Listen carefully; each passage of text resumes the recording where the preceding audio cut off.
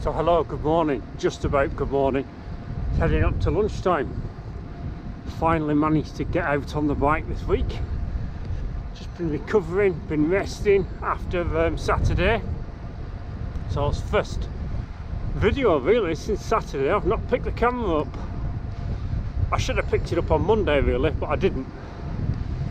But after Saturday and all that rain, basically Sunday and Monday and probably a bit of Tuesday as well, all I was doing was cleaning the bike, stripping it down.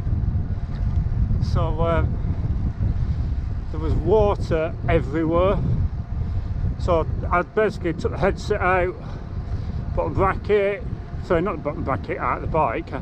I took the chainset out of the bike, I took the pedals off, stripped the pedal bearings out, stripped the wheels, hang on.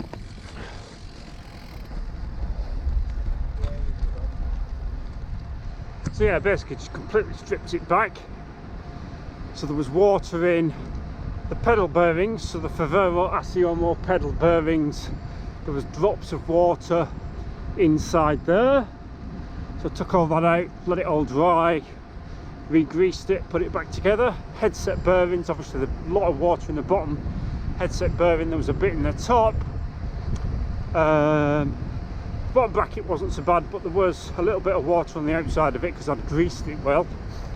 The hub bearings, the bearing behind the free hub I've replaced because that was a bit notchy, because I've got a spur, so I replaced that. Took the end caps off the front one. There was water behind the end caps. First time I'd had the end caps off there, but those bearings are still absolutely fine. Re-greased all the free hub, put all that back together. Took the tyres off, took the tubes out because there was water in down the valves. I think that's it. I think that's the only places where the water had got. Yeah, it was bad. Oh yeah, clean the chain, clean the cassette. Put the swap the original rear mech back, so the medium cage, the 6800 one. Yeah, that's it I think. And then I went onto this bike as well. Changed the brake pads back. I think that's it. Right, nearly at the end of here. Got to concentrate, I'll speak to you in a bit. I'm going to try and find somewhere to sit down and stop and just talk to you about my afterthoughts after Saturday. What happened, how it went, that sort of thing. But if I jump ahead to last night and this morning, you might recall, if you've seen some of my other vlogs, videos, that I record all my training data on my computer with a software program called WKO, which is Training Peaks.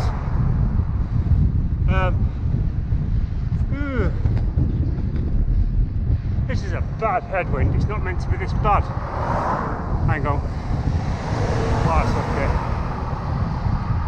13th. They're gonna close this road from the 13th.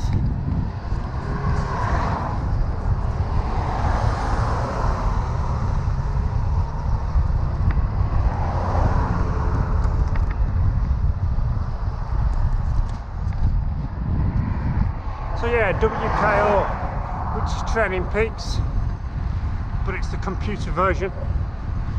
And I've used it for a very long time. I've used it since 2008. And they originally started with 3.0. Then they went to 4.0, which is what I was using. And now it's gone to 5.0. It did that last year, I think. Excuse me. And it's a one-off user license, and then unlike Training Peaks where you have to pay monthly, just a one-off fee.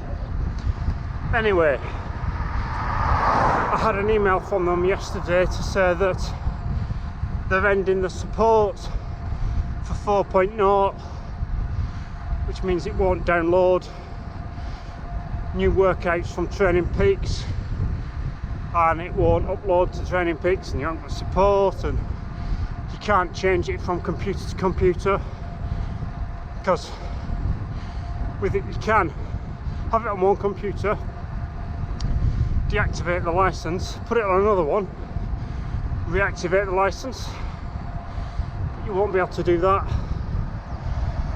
And then there was a discount code that I got because I'm an existing user, 35% off.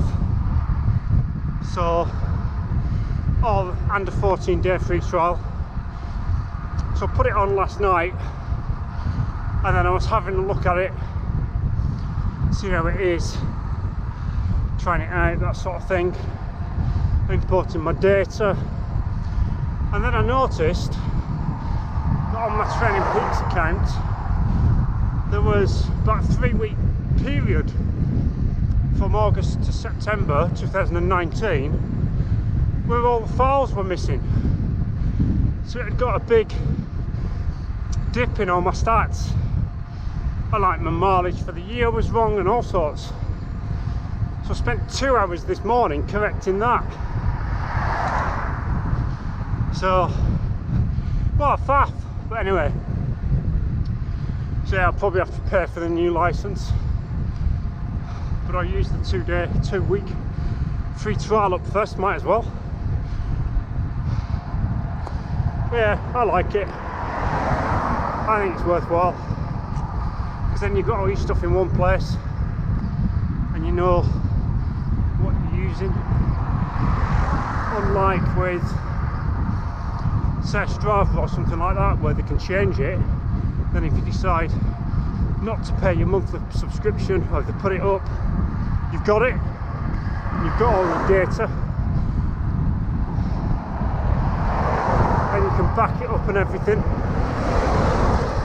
So that's the first thing I tried, was got my backup, pulled out all the individual backup files for those missing workouts, rides, and tried uploading them into Training Peaks, but didn't accept file format.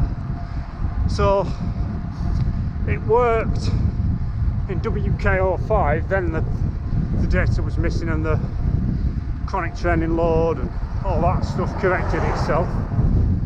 But what I had to do is download everything individually from Strava and then load it up back up into Training Peaks. I found that was the best way, because it had got everything, my indoor workouts, my Zwift workouts, outdoor workouts, rides, everything. Whereas if I tried to use Garmin Connect, say, that would have been just the outdoor ones, then I'd have had to go onto Zwift and get the indoor ones. No, I just did it all off Strava, it worked. That's the main thing. What am I getting out of breath talking to you today? I'm only doing 150 watts, it's just easy. I don't know. Right, let's put you away, let's find somewhere to sit down and talk to you. There's plenty of benches along here. So I've just pulled over here. There's not a bench, but it'll do. So when I was washing this bike, I washed this bike either Thursday or Friday last week, gave it a thorough wash, wheels out and all the rest. And I'd got it balanced somewhere, I can't remember where I'd got it balanced outside. And it fell and it dropped and it landed on the rear mech. And I think I probably bent the rear mech end of a hanger a little bit. So on Monday or Tuesday, I can't think which day it was, when I'd finished cleaning and everything and finished on the TCRSL, the one that I used for the Everest in, I started on this one. And when I started on this one of the jobs that I did was I got my gear hanger alignment tool out, and I had to tweak it, and I've got it as good as I can. Just looking at the birds, seeing what they were. They're just crows. But it's still not working quite right. I've got it set on the stand, so I've just given it a couple more tweaks on the barrel adjuster, and we'll see if that doesn't, hopefully, fingers crossed, that'll get the gears shifting better. Goes up fine, it's just slow coming down, so it could be the tension that I've just got wrong, so we'll try that. But I'm going to order 2 new mech hangers, spurs, so one to replace this one if I have bent it, which I think I have, and then one as spur. And conveniently, it's the same gear hanger for both this bike and the TCR SL. So, Solway Firth, Scotland, over there. There's only meant to be sort of a 5, 6, 7 mile an hour wind, but it feels stronger than that. But it's a bit cold, which is why I put the arm warmers on, but I'm going to take them off now. Right, so how did Saturday go? So I set my alarm for 11:15 p.m. I'd got everything ready in the kitchen. I got my water container filled up. I'd got all that sorted. So all I had to do was like get up, go to the toilet, put my cycling gear on, load the car up, put the bike on the roof and set off. And by the time I'd done all that, it was 8 minutes past midnight. And so that's why it was 1 o'clock by the time I started. At that point it was dry. I think as you'll see from the video, I started with the Gabba top on, but without the arm warmers, because it was still relatively warm at that point. Didn't have shoe covers on, shorts, it was dry, and it was great. So the first few laps were absolutely fine, and the forecast was for like 13 degrees, dropping to 12, picking back up to 16 or 17 in the afternoon with all that rain. But the actual temperature on the road dropped to 8 degrees.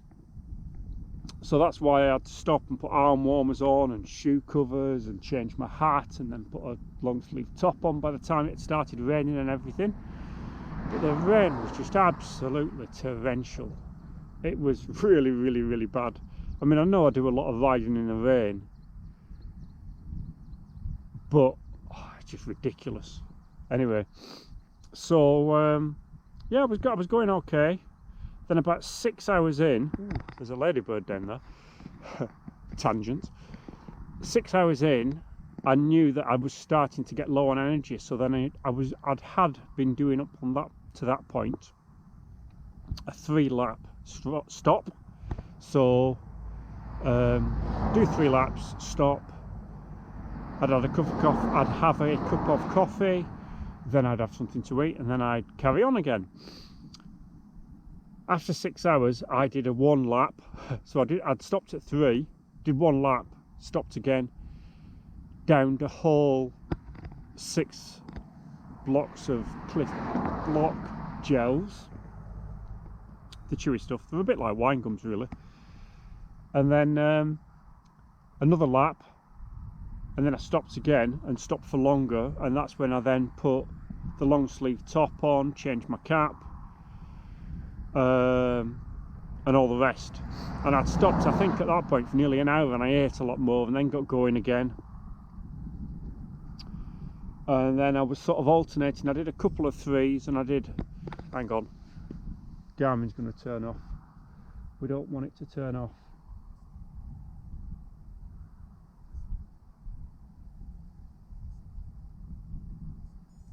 Nope, it's turned off anyway. I was too slow. And then I went to 2s, and I was doing okay, and then all of a sudden I just got really cold because of the rain, and couldn't keep warm. And then I was trying to eat more, but just it wasn't really having any effect. And I think that was at the point when I started working out, right, okay, I've got another, I'd got 32 laps, 31 laps at that point while I was working this out, and I thought I've got another 9 laps. and like keep going. And then I was thinking, right, okay, that's taking me half an hour of a lap, and you know, I was working all that out. And then by 32 I thought, I've got another 5 hours and I'm struggling, and it's heading up for 5 p.m. or whatever it was. And I just thought, in the conditions, my rear light had stopped working, the visibility was poor and all that sort of thing, and I thought, not only is it not safe, I thought I'm highly likely to carry on and just not finish. So I thought I might as well pull the plug at that point, so that's why I stopped. Looking back retrospectively, I think I paced it okay, the gearing was okay. It was just the weather. I think without the weather I'd have done it. So surprisingly, afterwards my legs felt okay. Saturday night I didn't sleep well because my knees were hurting, and Sunday my knees were hurting. By Monday they'd stopped hurting, but like I'll occasionally just tweak them a little bit and they'll still be a bit sore, but like my muscles don't feel tight, they don't feel sore. I just feel a bit, I mean, I'm just following what Josh is saying. I'm just taking it easy this week, and then we're going to reevaluate. But yeah, while I was doing it I thought, oh, I'm never doing this again. By Sunday I was already thinking, right, okay, I should be doing it on an easier hill like Hartside, where it's a 5% gradient. The problem with Windlatter is it's like 20% at the bottom, levels off, then it kicks up again to like 16, 17, levels off, kicks up again 16, 17, levels off, and kicks up again. It's not a consistent gradient, so it like really takes it out of you, and it's a hard one. But I was trying to keep the distance down, the overall distance, so that would have been about 150 miles. Hartside, it's something like an average of 5% the whole way up, and there's not any really steep sections, but it's an air road, it's exposed, so if it is sunny or windy or whatever, it's going to really hit you. And the motorcyclists go and buzz up and down, so it can be dangerous. What else did I think about that? And it's long, so I think it's about 225 miles to Everest on that one. What else? But yeah, by now I'm starting thinking, yeah, can't let it beat me. I've got unfinished business on that hill, so if I go and do that, I'll be the third person to Everest on Windlatter. Currently, when I was looking earlier this week, of course it could change because somebody could have done it yesterday. I think the first one's 2014, and then there's one in something like 2016 or 2017. But yeah, so that was my first night ride for ages. It's the longest I've ever ridden in the rain. It's only my third 100 mile this year.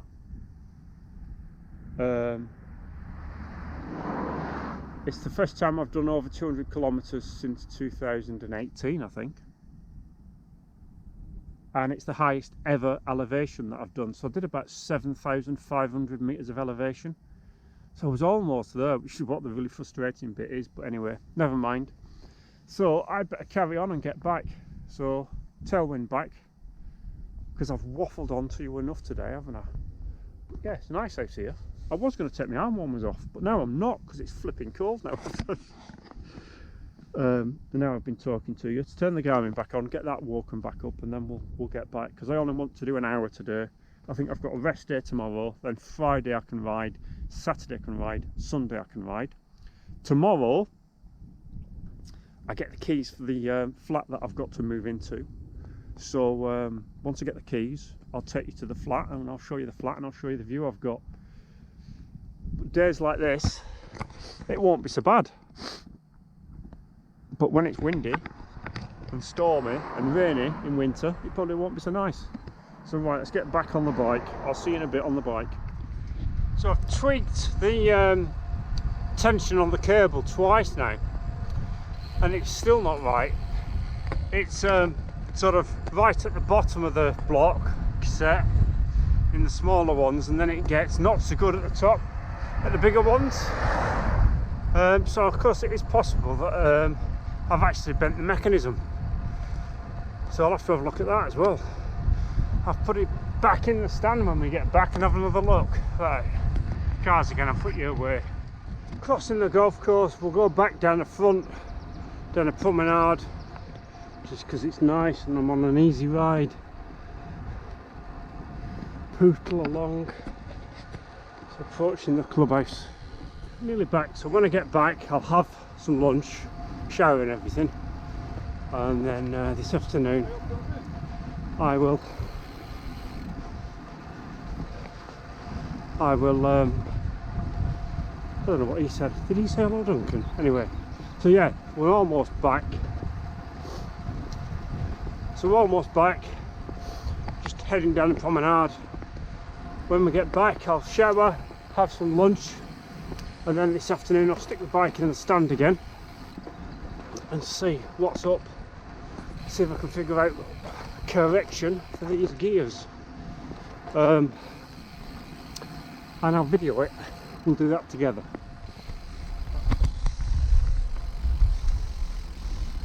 Excuse me. Okay. That's one of my problems at the minute, because I've re-greased the free hub because the grease is still bedding in. It's not as noisy as it was. It's still a bit quieter. It's not bad, but it's not loud enough yet. Yeah, so really smell the sea. It smells good. It's nice though. I like this rocky bit. Tide's going out.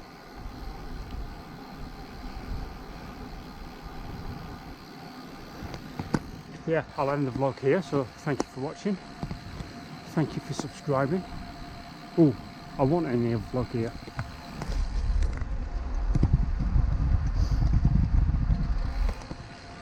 So I must say, thank you for everybody's very kind comments on the last video, and on Strava, and all your donations.